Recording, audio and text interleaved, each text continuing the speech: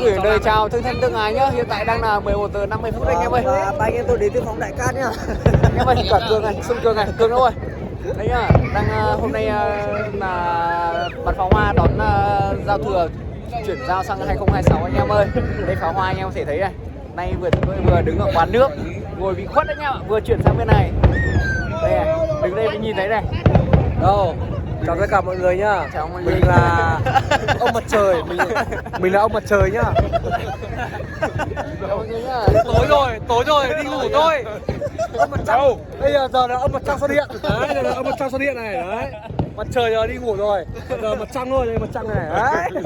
Rồi bây giờ lên đây này, đây. Đấy. Vlog này Dương nhá. Ê yo. Ai thiếu tự chui vào.